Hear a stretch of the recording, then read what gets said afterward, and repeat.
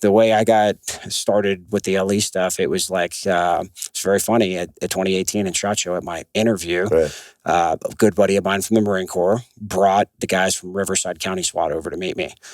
And I hadn't officially started yet. I had no idea we didn't do anything for law enforcement, right? So they were like, "Oh, do you guys sell guns to law enforcement?" How do we get these? I was like, "Absolutely, we do. Shoot me an email a couple weeks after SHOT. I'll be fully onboarded and I'll get back to you." Right? No idea. The number was 1, and it was 1 from 10 years ago.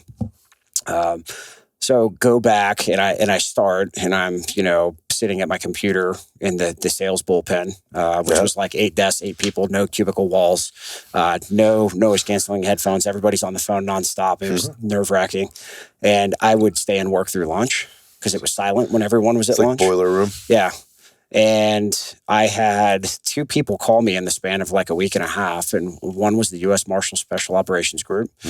And the other one was Long Beach SWAT. After the show. And because they got their hands on the guns. February timeframe, February into March kind of timeframe. I'm getting these calls, and at this point, I've learned we don't do anything. You're telling law people enforcement. Yeah, and so kind of in this period of time, I'm talking to them. I start digging through old sales kits and finding guns that they have discontinued forever ago, and I'm like, I'm going to go do these visits. I'm going to go meet these guys face to face and see what find they out want. What their needs are. Yeah, so contact the guys from Riverside County because I was going out to Long Beach to sit on their range with them, and I get out there and I've got the guns, and I'm kind of just listening to their feedback while they shoot. They're not talking to me, they're talking to each other.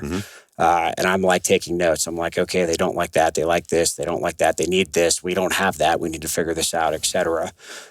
Leave there. And I fly back to Texas, and then I hop in a car and I drive to Louisiana to the U.S. Marshal SOG headquarters and do the same thing with them. And I put together this list of all these feature sets from all these guns that have either in manufacturing or they've been discontinued because they never sold, et cetera. And I kind of pinned out what the gun was we needed to build. And I went and pitched it to Nate, the CEO. And I was like, we need to build this gun. I can get probably all 3 of these SWAT teams to buy off on this. And he's sitting in the conference room, and, he's in the same time frame. He's been on the job for about 120 days. Like, the financials are a mess. Their quality control's all over the fucking place. And he's just kind of thinking about it. And when you meet Nate, it'll make more sense. He gets these silences when he's thinking. The hamster wheel's going. But he should be a professional poker player. You have no idea what his answer is going to be. So I'm sitting there, and I'm like, I got a 50-50 chance. Like, is he going to say yeah or no? Yeah. And then he kind of looked at me and he was like, if I build this gun, you have to sell it. And I was like, I totally bullshitted. I was like, oh, I'll sell thousands of them. I expected to maybe sell like 150 between the 3, but I at least knew that would drive the company to take what they were doing serious at every level. It's like, hey, now we're selling to law enforcement, which we all have strong convictions about serving. Nate's also a former enlisted Marine as well. We have a lot of veterans on the staff. We have a lot of former law enforcement on the staff. Like, we take those who serve seriously. So this checks boxes for a lot of things. It's like on the product development side, we know we'll be making good stuff and we'll be getting feedback from professional end users. We'll be servicing the people that are protecting us every day.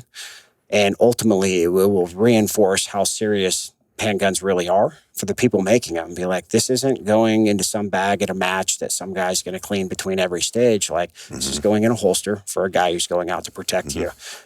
Your job matters too. We need to get him home. Yeah.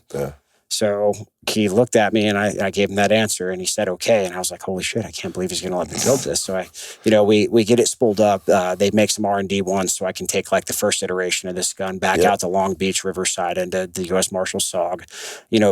Over the next several months, they're giving me feedback on what they like, don't like. And it evolved into the Staccato P that we launched at SHOT Show in 2019. Got it.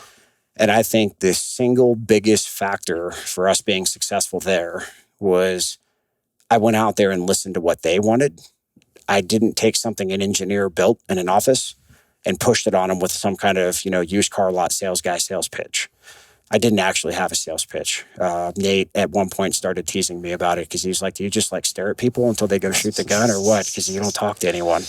And I was like, no, I let them shoot it, and then I answer their questions. Yeah. But I think that was the start of where we really wanted the customer service to go. It was, let's build a gun that they're asking for instead of building something we think we need to do.